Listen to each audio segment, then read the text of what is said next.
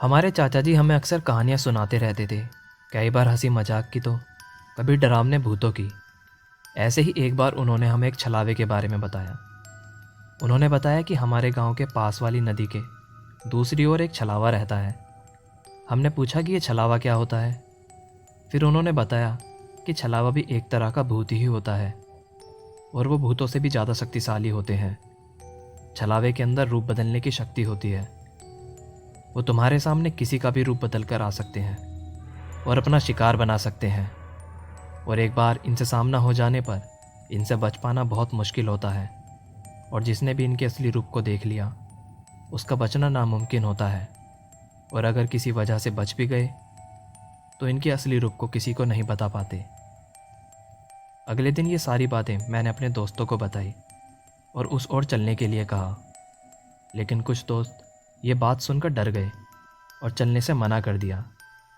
लेकिन मेरे 3 दोस्त मेरे साथ चलने के लिए राजी हो गए। फिर हम चारों दोस्त, मैं, अमन, राजू और काले, नदी की ओर जाने लगे। हम खेतों के रास्ते से जा रहे थे और हमारे आसपास कोई नहीं था।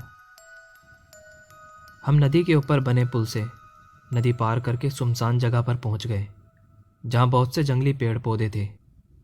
फिर हम थोड़ा अंदर की ओर गए, लेकिन हमें ऐसा कुछ नहीं दिखाई दिया या लगा जैसे वहाँ कोई भूत या छलावा है, जैसे चाचा जी ने अपनी कहानियों में बताया था।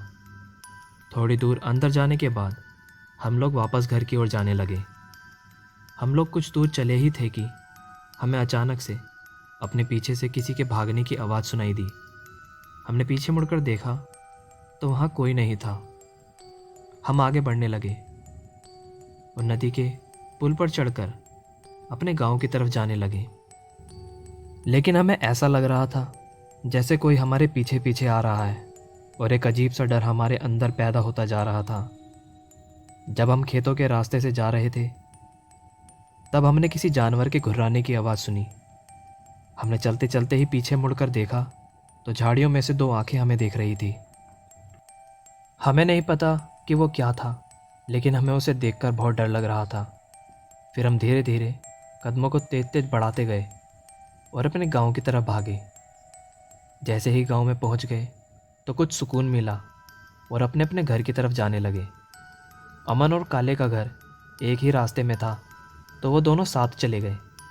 थोड़ी दूर जाने पर रास्ते में काले के पापा खड़े मिले और वो बोले, बेटा मैं तो तुम्हारा ही इंतज़ार कर रहा था। फिर तीनों साथ में चले गए। अमन के घर के पास एक पीर बाबा की दरगाह थी तो काले बोला, चलो पापा दरगाह पे माथा भी टेक लेंगे। लेकिन दरगाह के आते ही काले के पापा के कदम पीछे हो गए। काले और अमन ने वहाँ माथा टेका और अपने पापा को बुलाने लगा, लेकिन वो पीछे जाते जा रहे थे और नाक में बोले नहीं। उनकी आंखें गुस्से से लाल हो गई थी। ये सब देखकर काले और अमन वहाँ से भागकर अमन के घर आ गए और घर पहुँचते ही दोनों के होश उड़ गए, क्योंकि अमन और काले के पापा आपस में बैठकर बातें कर रहे थे। काले के पापा बोले, कहाँ खेलने गए थे, इतना टाइम हो गया। काले घबराकर बाहर की तरफ भागा और उसे दूर दूर तक कोई नज़र नहीं आया। और अचानक एक डरावनी हंसी की आवाज़ सुनाई दी और सब शांत हो गया। अगले दिन उसने ये सारी बातें मुझे बताई और उसके बाद हम वहाँ कभी नहीं गए।